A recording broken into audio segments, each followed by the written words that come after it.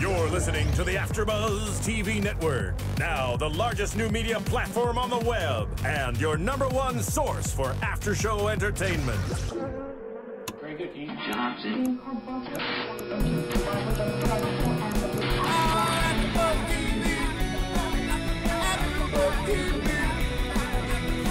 the AfterBuzz Studios in Los Angeles, California, and streaming live on Ustream, this is AfterBuzz TV for the Real Housewives of Beverly Hills. We'll break down tonight's episode and get you all the latest Real Housewives news and gossip.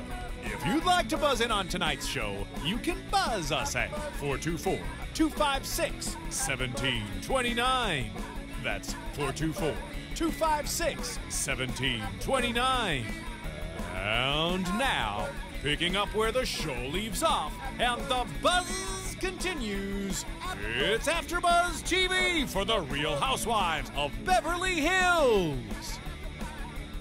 Hello, everyone. We are now 2 parts into a 3-part reunion, and if it goes that each week is more dramatic than the next, then next week is going to be wild, because last night was definitely more dramatic than I expected, and definitely more dramatic than the first reunion.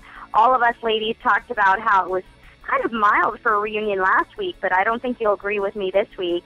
Joining me are my 2 favorite co-hosts, both in New York as well, Pamela Pekerman and Jackie Miranne. Hi, ladies. How are you, girls? Hey, Mari. Well, hello there. We are fabulous, and, well, I'm speaking for you, Pamela, but I am fabulous, and I can't wait to discuss this reunion because, as you just said, Mari, part 2 got juicy, much juicier than last week. Totally agree. I mean, what was in the Kool-Aid? What are they drinking? I feel like I didn't recognize anybody yesterday, and I think maybe you ladies will agree. This is what I'm going to tell you was the Kool-Aid. This was the big difference from part 1 to part 2 of why it was so dramatic, and it's one word, and it's Brandi, Brandi. I love it. You have to spell her name out, almost like her name is a curse word at this point, because she's just voted most curse words, most bleeps, cursing at everybody. I think either way, I just love her, and I think she's hilarious, and she brings to the show what we want to see out of the show in a good way, not in like a Taylor way. So I can't wait to talk about her.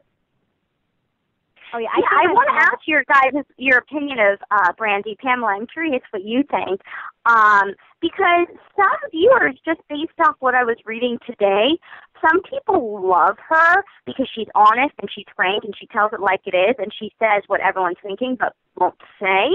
But some people are really offended by her and really don't like her. So I don't know. Where do you stand on this, Pamela, and then Jackie? I would say that I was not on the Brandi bandwagon when it rolled into season 2. That being said, I think she is, for lack of a better word, she is real. She is giving this a real reality show. I mean, there were so many one-liners. I know we're going to go through a bunch of them, but Brandiisms. And she really says what's on your mind. She says it, you know, dry, not holding back. She's going to give it to you just a full sentence. There's not going to be sort of a peddling back, oh, I meant this, I meant that. It's like, no, I meant this. You're a slut, you're not, blah, blah, so on and so forth. And I love that about her. So I think I'm on Team Brandi now. I'm not saying I love her. I'm just saying I like her as a cast member on the show, and I think she brings the realness to the show. Yeah, I totally agree. I think the thing that I love about Brandi the most is that she, first of all, believe it or not, I agree with her opinions more than maybe anybody else's on the panel last night. She was calling things out exactly as she sees them. I had to agree with her on a lot of points. And, you know, she may not be somebody I would walk down the street and be friends with, but watching her as a cast member, I totally agree. She is very real, I think, at this point. Not sure how it would continue, but I think she is not afraid of these women. She comes in, she says it like it is, and she gets away with it. She pulls it off. She pulls off the teeny bikinis. She pulls off the slutty references, and she pulls it off because she's right a lot of the time. And what's interesting is how the reunion itself is shifting our attitudes and how we feel about these women. You know, we may have hated one all season and then liked them in the reunion, like you said, Pamela, or we may have loved one all season or both seasons and then hated them in the reunion. And I don't think I need to spell this one out to tell you who I'm talking about. I'm talking about Adrienne. I don't know if you guys agree with me. I mean, I would be shocked if you didn't, but I don't know what is going on with Adrienne in the reunion. I was talking to a friend today, and she goes, was Adrienne just like PMSing on the day the reunion was shot? Because honestly, she is normally the most down-to-earth girl. She always plays devil's advocate. She's so nice. And in part one, you know, I saw a little bad side of her with Lisa, and I thought, hey, maybe there's competition between her and Lisa. But then she's lashing out at Brandi. She's taking little jokes and little things way, way, way too seriously. And I'm wondering, what the heck is up with Adrienne? Yeah, I mean, I think we always turn to Adrienne as sort of the level-headed, let me break up this discussion. There's no basis for what you're saying. And she's just always giving it to you straight. And I agree with you 100%, Mari, that I feel like on this reunion show, everybody's head is on the wrong body. I'm looking at somebody, their mouth is moving, their face looks like it belongs to their body, but it feels like it's for lack of a better term, it's a different character. It's not the Adrienne that we know. It hasn't been the Camille that we've known for the whole season, but that's a separate thing that I know we're going to get into. And I just felt like, am I watching the same people that I've been watching for the last few weeks? Because they all seem, with the exception of maybe Brandi, actually, I have to say, they all seemed completely different to me. Every single one of them. Well, I have to agree on the Adrienne front. I don't know if it was the women themselves or just the way they were with the other women that shocked me the most. I mean, Adrienne's personality is certainly shocking, but as far as the other women on the panel, I think it was more who was treating who in certain ways that shocked me, who versus who on the couches and all that. I think I was more surprised by that. But as far as Adrienne goes, certainly I totally agree that she is coming off for the first time in a bad light to me, where I'm not liking her, and I always like her, and that is so strange to me. I think her strong personality, I think I said this last week, and I'll say it again, her strong personality is coming off, as B-I-T-C-H-E. I don't like to curse. You didn't know me by now. And I just can't believe it. I don't really know why all of a sudden, when she was fighting with Lisa throughout the season, I thought it was forced. I didn't think there was really anything to it. But it seems like unless the producers are forcing this on them, it seems like there really is a divide, and I'm really shocked. Do you think that I thought maybe it was just something between her and Lisa. I thought, okay, like Adrienne is having problems with Lisa. Maybe they're competitive. They live across the street from each other. They did. They both have a lot of money, and they tend to be competitive. Like Kevin, the wedding planner, told me in our interview. But last night, her rage wasn't just at Lisa. It was at Brandi, too. When her and Brandi were talking, Brandi said, I haven't even seen you since the show stopped taping. And she said, and she's fighting her on that. And then what bothered me the most, I don't know if you guys picked up on this, but when they were talking about Brandi's teeny bikini and is it appropriate for her to be wearing that in front of married men, she was like, oh, well, there were only two husbands on the trip, Kyle's and Lisa's. And then Adrienne was like, my husband's there too. And then Brandi said something like, she was joking like, oh, yeah, well, you guys aren't really married, or said something like that. And she was like, no, honey, yes, we very much are. So, she snapped at her kind of out of nowhere. Did you guys notice that? I caught that. I noted it, and I honestly would have snapped exactly the same way. If somebody on national television, for whatever reason, even if it was a joke, it just was, I thought, ill-placed and came out of no place from Brandi just to say, well, kind of like, well, your marriage doesn't really count. Like, you know what I mean. And maybe she meant it as a joke, but as a wife, I would have snapped. I might have snapped somebody's neck, too. I mean, I thought that was, so ridiculous what came out of Brandi's mouth. So I didn't mind that comment from Adrienne, and I kind of love how she just kind of, that was the Adrienne that we know who has the comment right away. But there were other moments, yes, that I agree. It was just, like I said before, I just felt like, here's this person, I know her, that's her face, but there's stuff coming out of her mouth that does not reflect what we've been seeing in the past. I don't know. I'm not so, loving Adrienne for the snappy comment with the husband thing, because I feel like you could tell that Brandi didn't mean anything by it. And for her to come back at her like that, it just, to me, was way over the top. I mean, I understand what you're saying about defending her husband. I feel like she should have said something, but not to that degree in which she said it. I feel like she was very strong, and it was just a representation of the way she was the whole night. Yeah, I agree with you, Jackie. I think that yeah, I understand what you're saying, Pamela, but she was just kind of joking, and normal Adrienne wouldn't have snapped like that. I think normal Adrienne would have, like, calmly, in a not snappy way, been like, oh, well, no, that's not true. Like, I don't know. She's normally so much nicer. But I do want to get into all the drama from last night. It started off with them discussing game night, the game night that no one can forget. I think that the game night of this season is the dinner party from hell of season 1. I really think those two were, like, on the same level, or I guess the tea party we'll get into.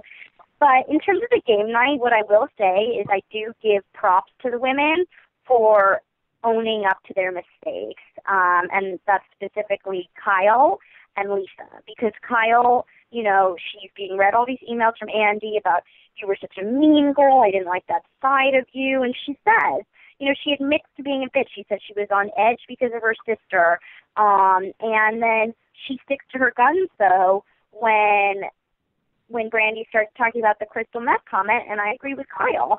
That's how rumors start. Yes, obviously Kim was on something. Yes, she's in rehab now. So, yes, that was an astute observation to make that she was in the bathroom all night and on drugs. But to say she was on crystal meth took it too far, and that's exactly how rumors start. So props to Kyle for apologizing where she needed to apologize and sticking to her guns where she needed to. And then props to Lisa for basically apologizing to Brandi, because Lisa wasn't there that night. She was only told secondhand from Kyle what went on, and then she was a bitch to Brandi outright just because of what Kyle had told her. And then it was so interesting that watching the show back, she realized that the girls were kind of attacking Brandi, and she apologizes to Brandi for being so mean. I thought that was A, very classy, and B, very, very, very indicative of what kind of relationship Lisa and Kyle have now. You're starting to see a break between the two of them. So I want to ask your opinion on Kyle and Lisa's reaction to their game night behavior and post behavior. Pamela, what did you think? I think I agree with you. I applaud Lisa for sort of standing up and saying, I was standing by my friend's back. She told me something, and I believed her because that's what friends do. But then, I agree with you that she goes on and to be able to call Brandi or text Brandi or however they met up, and she said, I'm really sorry that this went down, that I took somebody else's side. I didn't know the full story. I think it takes a really big person to do that. I don't know if it needed to be said at the reunion show, because now you know that she already did it. Do you know what I mean? Like, it sort of it negates what she did a little bit by saying, like, oh, I was the big person, and I went and I said I was sorry. But having now that we do know this information, I do applaud her. And I think there were a lot of moments where several of the ladies throughout the night said, what, I really am apologetic for what was said. Yeah, I think for me this was the best part of the reunion, actually, because for the most part they really did own up to, their actions really pretty accurately. And I totally agree that Lisa kind of calling it like it is and backtracking, and Kyle apologizing for certain things or owning up to certain things, even Brandi owning up to the fact that she shouldn't have used the words, crystal meth or whatever. But I did have to agree with Brandi that, where you're saying, Mari, that, saying crystal meth puts it out there and that's how rumors start. It's not like Kim was sitting there perfectly fine and she said it. I mean, she obviously was on something. And, you know, for somebody to throw something out like that, I don't think it's the worst thing in the world. I think still to this day that Kyle and Kim... There's a huge difference between prescription pills and crystal meth. I'm sorry to cut you off there, but I really do feel that way. I understand she was on something. And to say, leave it at that, you're on drugs, you're in the bathroom all night, you're on drugs, that would have been fine. But to say crystal meth launches a whole other accusation, that is not true. Yeah, I have to agree with Mari on that, is that it just, like I think it was Kyle maybe who said it, is that now lingers everywhere. So it's an accusation that whether it's proven, you know, true or false, it's already out there, so it's in people's minds, and perception is everything. And these are all women who are... And those two drugs have two totally different connotations. Yes, prescription pills and being addicted to that is terrible, but being addicted to crystal meth is like a whole nother level, I think. I love that we're dissecting drugs. Yeah, but you know what I have to say, though? Do any of you think... Like, did it put in any of your brains that she's doing crystal meth? Like, because for her saying that, all I'm saying is I don't think Brandi put anything in my brain that wasn't in my brain about Kim. So that's what I'm saying about that comment. Obviously, saying those specific words is definitely a regret, and she says that. But I'm just saying, I do agree with Brandi that clearly she was right. Clearly Kim was on something, and yes, she did throw something out there, and she agreed to regretting that, but it's not the worst thing that she threw something out there because, let's face it, something was going on, and her saying that didn't make me think, oh, that's it, it's crystal meth. It just was calling out the situation. That's kind of how I saw it. No, I understand what you're saying there. But I want to talk about, I thought it was so interesting how, Andy talks about game night, whatever. That probably should have been the extent of, like, the Brandi theme of the night, except Brandi somehow kept getting inserted into every other little fight because then Andy goes on to talk about Lisa and Taylor, which I'm glad he brought this up. Because all of us as viewers noticed this and how fake we thought it was, and we commented on this, how one week they're enemies at the tea party and the next week they're best friends. And so I'm glad that he brought it up, and even Camille admitted that she was surprised by the quick flip-flop, and the other women agree to it too. You know, once they explained it, I understood. Basically, Lisa said, I felt that she was in an emotional crisis, and it seemed better to turn it around. Like, you know, if she's telling me, if she's like crying to me and in this emotional crisis, you know, I might as well just be her friend. And so, you know, I give props to Lisa again for, you know, buddying up to Taylor. Even if she wasn't her favorite person, it's easier to buddy up to her and to zip her lips in her British humor for a little bit if Taylor's really offended by that. But what I thought was so interesting about all of that is, like, Brandi all of a sudden inserts herself into it because, like, it happened so fast, too. I think Taylor was talking about how she was offended that Lisa was using her Tiggy Twitter to call Taylor blowfish, and then Brandi said, well, you call yourself a blowfish all the time. And then it was like, Taylor was like, I'm not talking to you. And then she was like, whoa, back off, Oklahoma. And I was like, oh, damn, shit is going down. And then all of a sudden it turned to Brandi and Adrienne, because then Brandi outs Adrienne for talking about Lisa behind her back. And I was like, oh, shit's going down even more. And I don't know. It was like Brandi seriously stirred the pot in a simple conversation that could have just been about Lisa and Taylor, suddenly turned into Lisa versus Taylor versus Brandi versus Adrienne, and this whole big mess. Yeah, I don't know what Brandi was doing there calling out Adrienne. I mean, it was completely unnecessary. I didn't care for Adrienne's response. She's like, what do you mean it's me?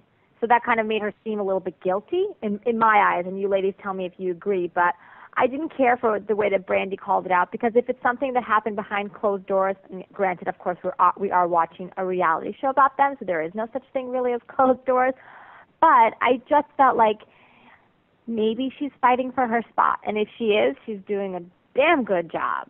Because I think that we can all agree she's probably going to be on that couch next year.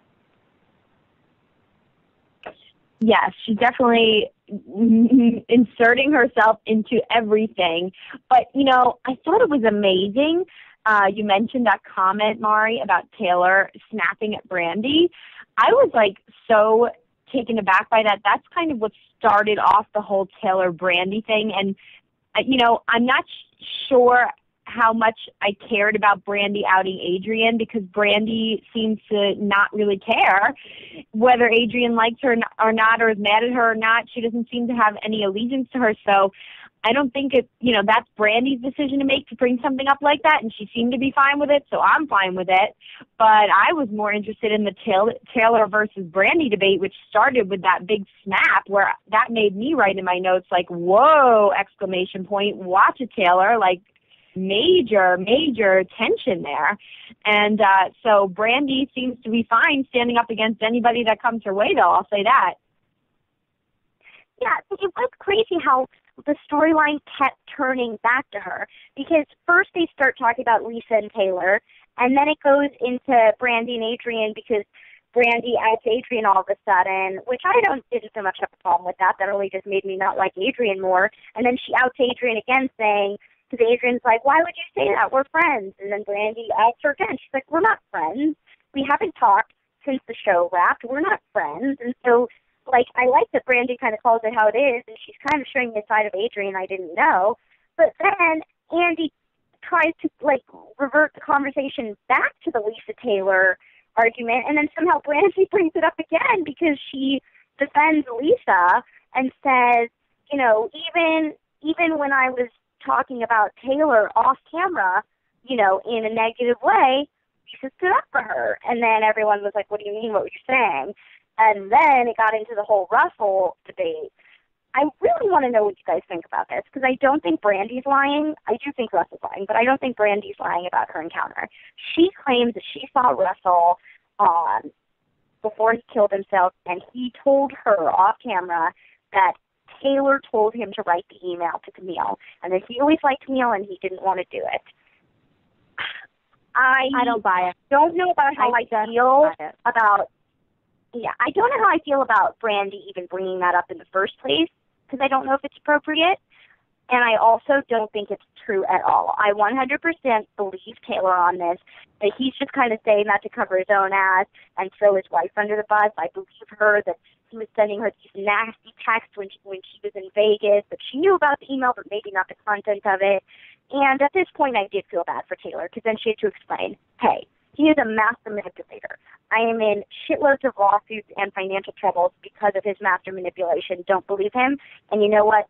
I agree with Taylor here. But Brandi really did spice up a conversation that really, no one would have known about had she not brought that up. Brandi wouldn't have brought that up. No one would have known that. So Pamela, what did you think of that?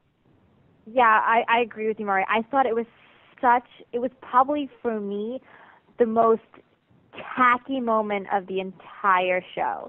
It was so absurd that she even brought it up, because at the end of the day, there has to be, again, we are watching a reality show, of course, but there has to be some level of humanity and sensitivity to the fact that this person is deceased. Yes, his wife is here. Yes, she is on a reality show, but she's obviously dealing with a lot of issues that we don't all know about, legal, personal, emotional, you name it.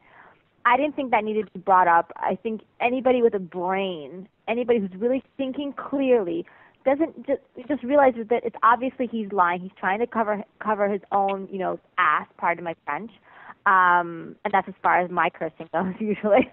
I thought it was horrible. It was I honestly, it was really, I can't even stress how disgusted I was when that comment came out of her mouth. Ugh, horrible. Well, let me say this.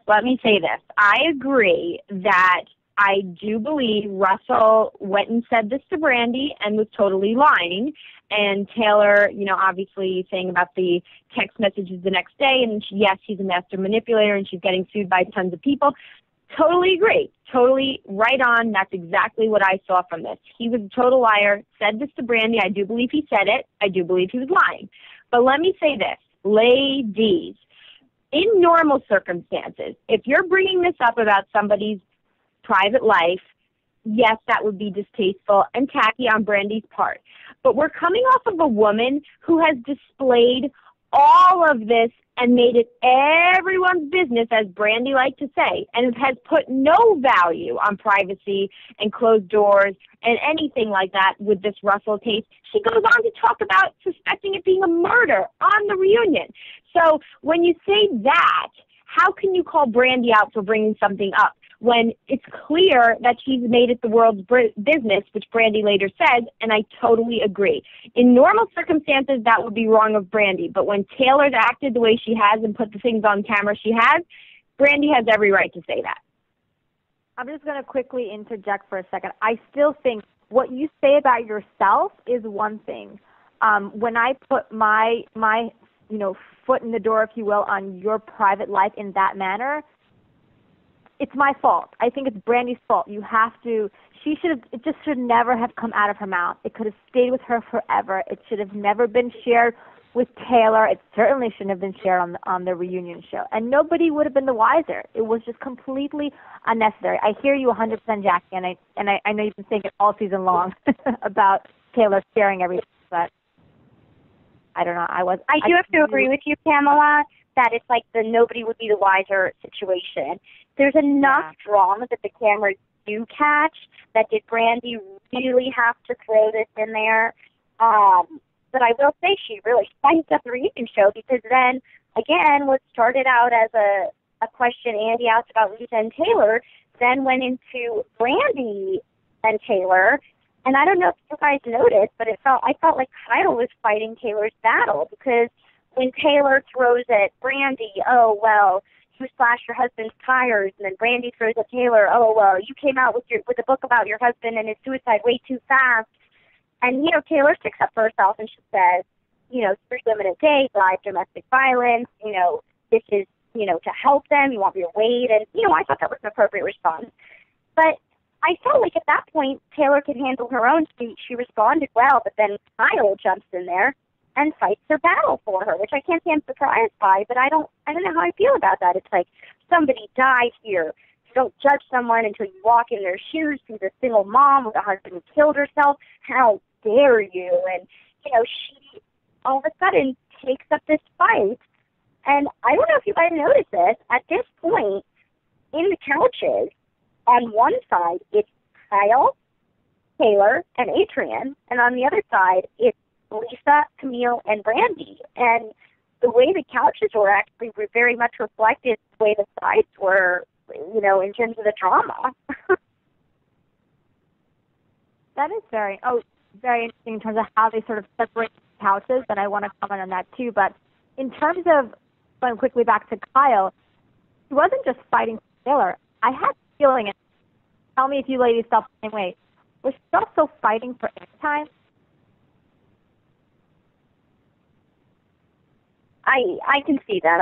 I mean, like you said, she was fighting to secure her spot in season 3. Mm-hmm. That's just what I was thinking. But and going back, Mari, to what you said about the couches, it was very interesting. Again, it just goes back to what I said before. I just feel like I see their faces, their mouths are moving, but I just feel like the wrong, material coming out of people's mouths. And we saw that in terms of how the couches were separated this time.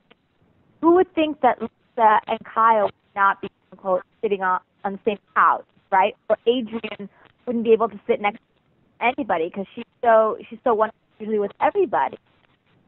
It was a very interesting dynamic. Yeah. I don't know. Hopefully you guys can hear me okay. Let me know if you can. But I certainly felt like the couches were symbolic of the divide between the women, and I was surprised by it. As far as Kyle jumping in to fight Taylor's battle, she really should have kept her mouth shut, because this is where Kyle tends to get on my nerves when she jumps in like this. Yes, somebody died here, but you should turn to your, what would it be, her left, and say that to Taylor, because she's the one who put it on TV and put it in a book and put it in all these things. So if you're going to open your big mouth, Kyle, I would say be more accurate about it. And I don't like the way she came down on Brandi, and I don't think it was her business to jump in there.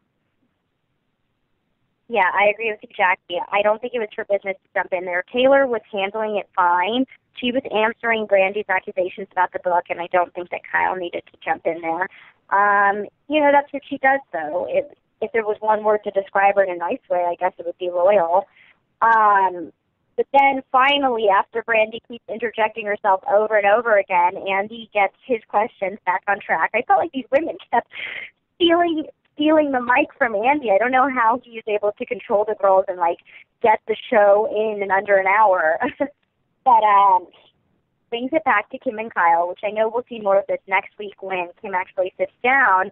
But what I thought was so interesting about this is he said, do you think seeing herself on the show contributed to her knowing she had a problem? And Kyle said, to be honest with you, she doesn't even watch the show. I don't find that hard to believe.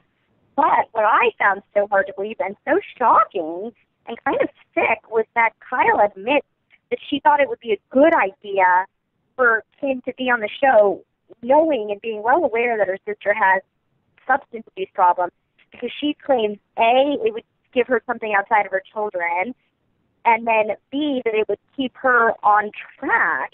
And I was just really disgusted by that. And I'm not the only one, because I got a couple of tweets about this last night. And one of them tweeted, Headless Gal said, I think Kyle really meant it would be a paycheck for Kim since her $20,000 monthly child support has dried up. I'm really shocked that Kyle would actually think it would be a good idea to have her sister on the show. I mean, I agree with you, Mari. It was a very strange when she said, I think it will be good for Kim. She's going to have responsibility, and like you said, outside of her kids. But maybe there really was some logic when she thought about it. I'm going to maybe see her more, and I'm going to see her on a regular schedule, and she's going to have to be here and do this, and she'll meet some new people. So maybe she really does. I think, because, being a sister also, I think she definitely came from a good place. Whether it was the right choice or not, who knows? Perhaps maybe if she wasn't on the show and she didn't see what was happening, maybe Kim would be able to, as we see obviously next when she says that she is in fact an alcoholic. So who knows? Maybe in some bizarre way the show has actually helped her, and in that case, Kyle is onto something. Yeah, I thought this was an interesting comment from Kyle, because I couldn't really explain what I felt really explained him being on the show. I think it's what it comes down to is whatever she says her reasoning is or not, it's an opportunity to be on television, and most people will jump on it, and she probably, was offered for her and her sister to be on it, and they jumped on it. I think it's just as simple as that, really, if you want to break it down. Yeah, what I also thought was interesting is that Andy asked her very frankly, everyone knew Kim had a substance abuse problem, but everyone kept quiet. And is that wrong?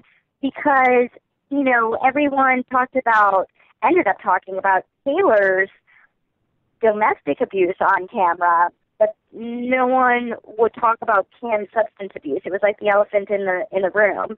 I don't know what you guys thought about that, but Kyle basically said there's certain things that are meant to be dealt with off camera. But I don't know if I agree with that answer. You're putting all our problems on camera. Why wouldn't you want to discuss the, solutions or get to the root of the problem on camera? I don't know. I don't know about that.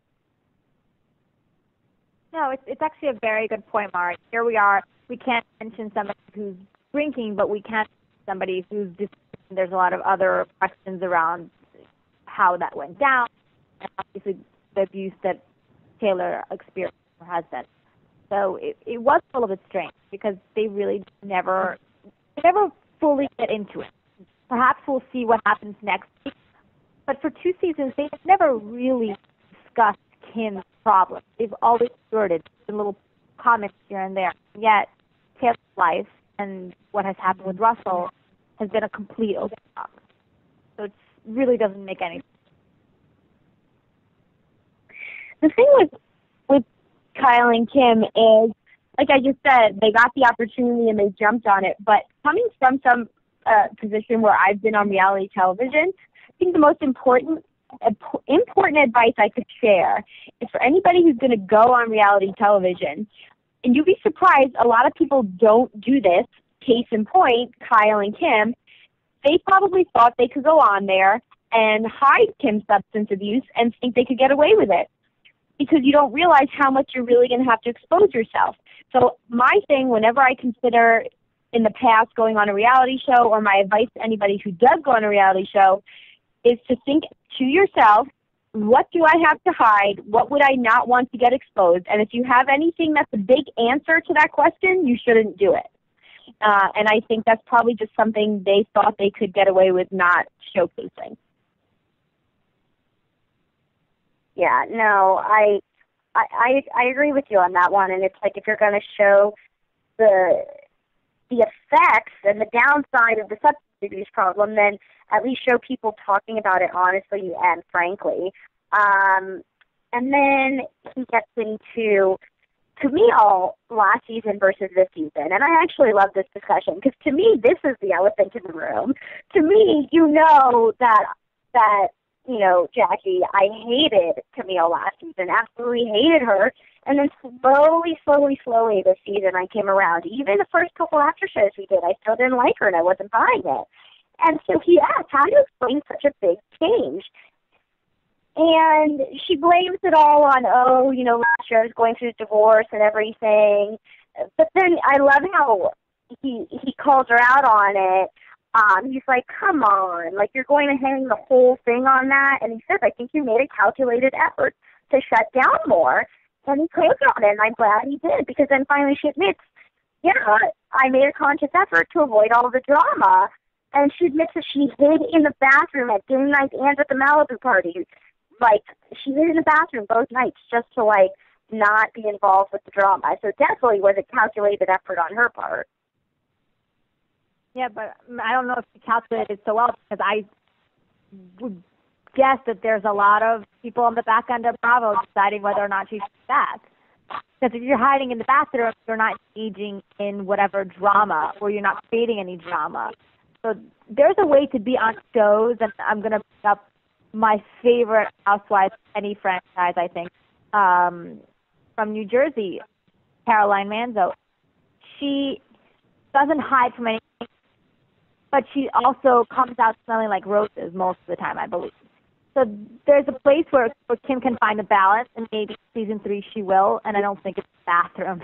I don't think that's going to get her on to season 3.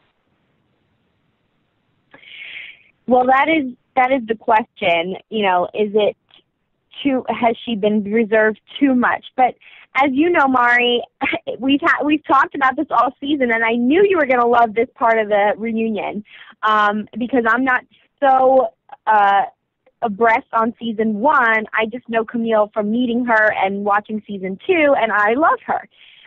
Now, not having really been brushed up on Camille, season 1 Camille, I have to say, as a viewer, I like having her on there. Sure, she's not bringing it like a Brandi or, anybody else, but you know what? She's somebody, I think, that has this air to her that she is one of the most prestigious, I feel like, women on the show. She can get away with this. I don't think they cut her from the show, but it is a risk that she takes by downplaying the drama. But of course, she comes off looking better. So you have to weigh one in one hand and one side of the coin versus the other. You know, is it worth the risk of not being asked back? But I think she will stick around. Yeah, I don't think that her playing it safe is going to cost her a spot next season, only because I still think people want to know what's going on with her just being single again. I mean, they talked to her about Kelsey and the new Greek boyfriend, and I think people are interested in that. I was. I love that the show gets more ratings than Kelsey's. It's sad that she still doesn't even talk to Kelsey even though she wants to. And I love that she's dating this hot guy a year younger than her. So there still is something interesting that I think fans want to watch with her. And I want to get to this last segment that Andy talked about before we go into news and gossip and predictions. And he kind of brought it back to Taylor again and the book and the abuse. Basically, like she had said already to Brandi, when Brandi said he brought up the book too soon, which, by the way, just so everyone knows, I'll have a little bit more about this in news and gossip, but the book does come out today, so how fitting that they're talking about the book so much last night as it comes out today. But she basically said, I thought girls with low self-esteem could use a little bit of a boost. And, you know, I don't think there's anything wrong with her writing the book necessarily. A, she needs the finances to support her child, and B, you know, for if other women who are scared to admit that they're in a domestic abusive relationship, and this will help them a little bit, I have no problem with that, raising awareness. I really don't.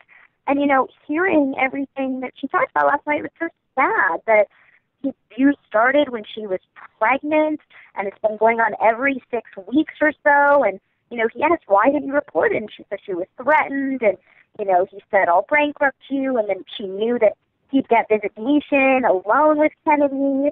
And, you know, it really shows an honest and frank discussion about what it's like for a woman in that terrible, terrible situation. I couldn't even imagine. And then, you know, she talks about Russell's death very frankly, about how he left briefcases with files she never even knew about and all the legal and financial trouble she's in.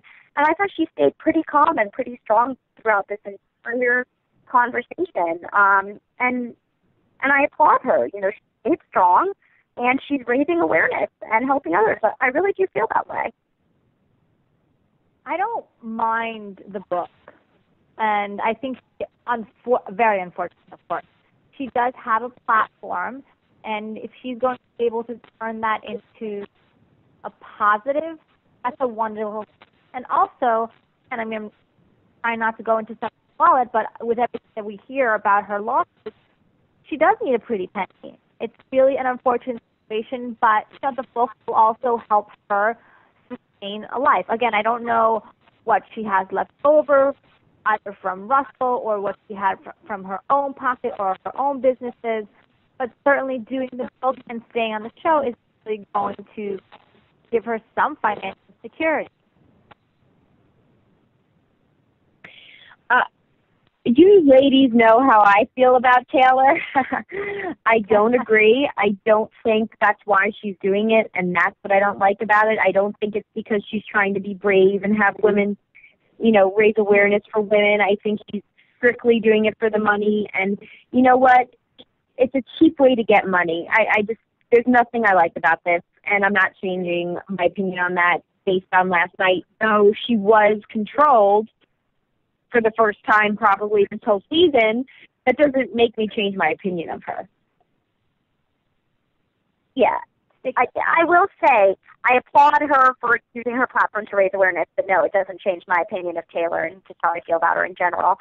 But let's go to a quick commercial break so we can get back to some news and gossip and predictions for the final installment of the Real Housewives of Beverly Hills reunion. AfterBuzz TV. Hi, I was once like you, a lazy, angry loner whose only joy was watching TV and surfing the net. And like you, after I'd see one of my favorite TV shows, I'd be so excited and have so many questions that I'd actually have to talk to my douchebag coworkers about it at the water cooler. Then I discovered AfterBuzzTV.com. AfterBuzz TV produces after-show webcasts and podcasts for TV series of all kinds, like post-game wrap-up shows for all your favorite TV shows. AfterBuzz TV hosts are industry insiders who break down episodes of shows, take calls from fans, and interview cast and crew from each series, with over 60 different after-shows, from Boardwalk Empire to American Idol to Vampire Diaries to Real Housewives, and more. Now, after a night of TV, I can ignore my stupid coworkers, who I hate, and go straight to my desk and watch or listen to all my favorite AfterBuzz TV after shows, and have all the TV fan interaction I need. Thank you, AfterBuzz TV. AfterBuzz TV. What do you want to buzz about? AfterBuzz TV News. Okay, so as I mentioned, Taylor's book is out, so if anyone wants to read it, it's called Hiding from Reality. First up, she apparently had a book signing scheduled in New Jersey today, and ahead of the book signing, someone was threatening her life on Twitter. It turned out it was a New Jersey tween, and sent her direct messages along the lines of, I will kidnap you with a rope at your book signing in New Jersey, and then alluded to killing Kennedy, and police got involved and investigated it, so apparently there was some heavy security at her book signing. But we got some more excerpts from her book. She basically said that Russell told her that sleeping with her was like sex with a skeleton. She says in the book, he would make comments when we were sexual and, about my weight. No woman needs to be criticized in that moment. Criticisms about having sex with me is like having sex with a skeleton. She did say, I love him to this day. Miss him terribly. I got out way too late. I hope by others hearing the story, they may get out sooner. When I wrote Hiding from Reality, I wanted it real and honest. Some of it was difficult to write, and she explains that physical abuse, sometimes verbal abuse, is worse, because she says, I think you can see my eye has healed, but these things are going to stick with me for a long time, and sometimes the emotional can hurt worse than the physical almost. As we just talked about, at least she's using her platform to raise awareness.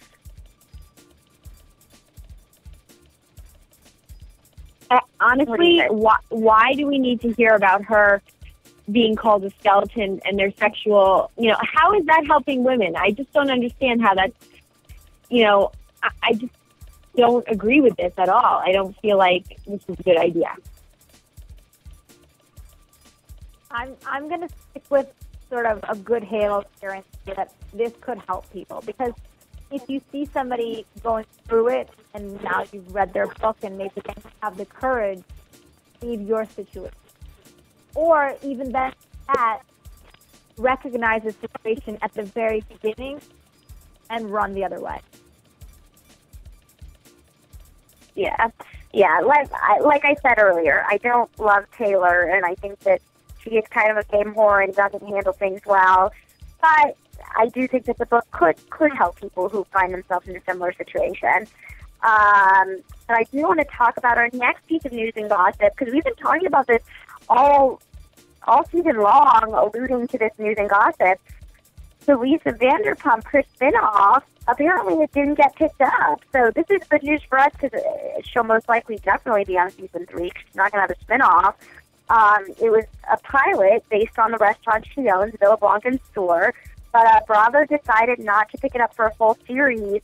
I guess she was hoping to follow in the footsteps of Bethany, but they didn't like it. But yes, the rumors are continuing that Sly Stallone's wife could be joining the show.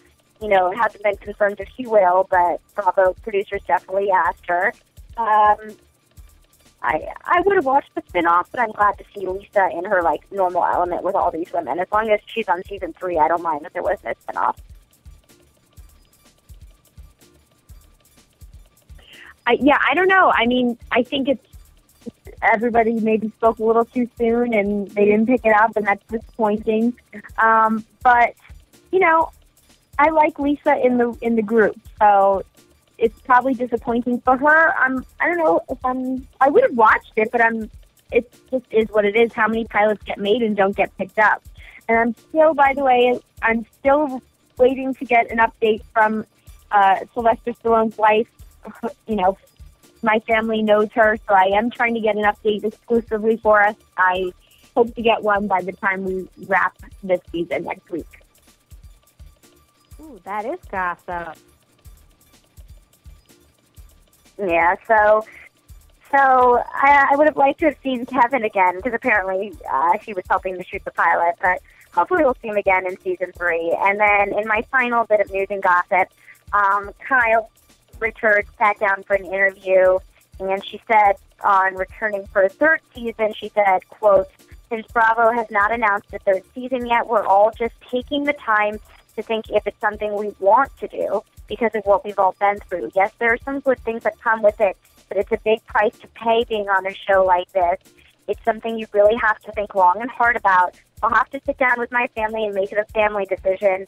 There was more drama than we needed this year. And that's an understatement. There was definitely more drama than they needed, but that's basically all because of Taylor and Kim. And I think if the show comes back for season 3, Taylor and Kim will not be coming back. So there will be drama, but not that level of drama. I respect her for going to stick with her family and make it a decision.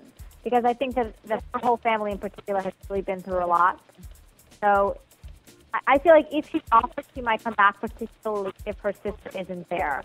Because it could be more, maybe what she was to be a little bit more lighthearted. We'll see.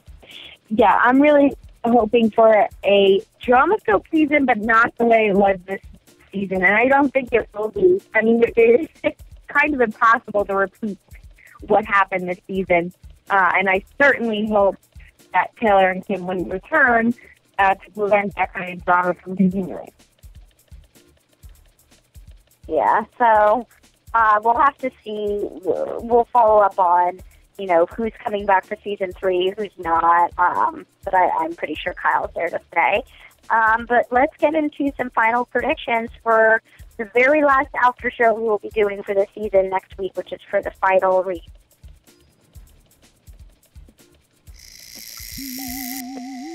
And now, your AfterBuzz TV predictions.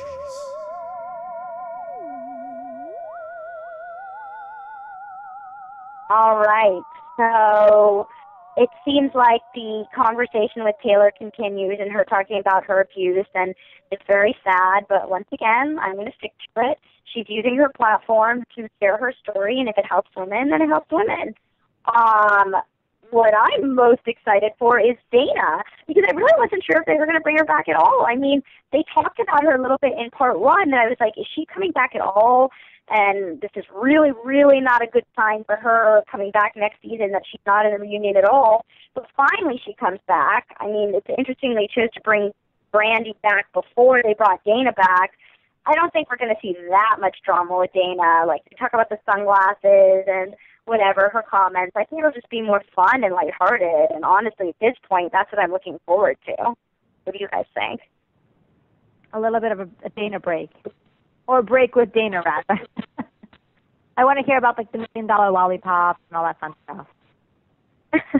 Yeah, I was just going to say, she obviously won't bring drama, but that's why we liked her, because she brings that Dana sort of schoolgirl silliness of, like, trying to be the cool girl with all the other popular girls. And I feel like we'll get some of that next week, and so I'm just waiting for that refreshing moment. And, of course, I'm so curious to see, Kim's one-on-one. And, the more the merrier. Everybody's sitting around. There's plenty to be said. And I feel like there'll be light moments, and then there'll be the Kim section, which will be very dramatic. Yeah, that's what I was going to say. You see Kyle and Kim, and when they first showed the previews, I thought it was just Kim and Andy, but Kyle is sitting next to her from what I saw in last night's previews. And Kim does look like she's come out of rehab. Like, her face is a little more, like, puffy. She's definitely gained weight because she's not on drugs anymore. But it looks like it'll be a very frank conversation, because she admits for the first time, she said in her own words, I am an alcoholic. I still don't think it's a good idea for someone that fresh out of rehab to agree to do a reunion show like this. I'll see how she stands up, but I right now I'm thinking it's too soon and not good for her treatment. Yeah, I agree. It's too soon for her.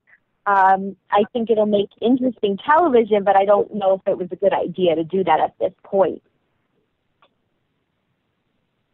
I think it's just a good wrap-up, and I feel like, obviously for the audience, of course, but I feel like, who knows, sometimes saying, I have a problem, saying it to as many people as possible can help. So just hearing her say that she's an alcoholic is huge.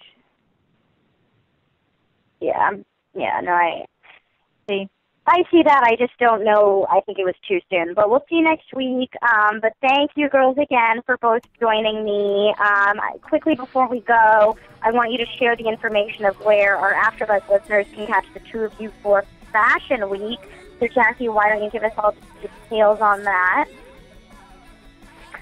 Yes, absolutely. We will be of course, you'll find everything on AfterBuzzTV.com, but Pamela and I had the honor of attending a few fashion shows this week during New York Fashion Week starting tomorrow.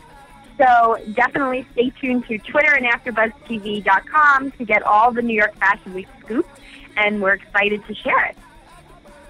And follow us. All right, so you guys will have to all listen to that and stay tuned next week for our very final Roby after show for this season. And have a good night, everyone. From producers Kevin Undergaro and Phil Svitek, engineer DJ Jesse Janity, and the entire AfterBuzz TV staff, we would like to thank you for listening to the AfterBuzz TV network. If you have questions or comments, be sure to buzz us at info@AfterBuzzTV.com. And you can find us on Facebook or follow us on Twitter by searching for AfterBuzz TV. See you later. Later. The views expressed herein are those of the hosts only and do not necessarily reflect the views of AfterBuzz TV or its owners or principals.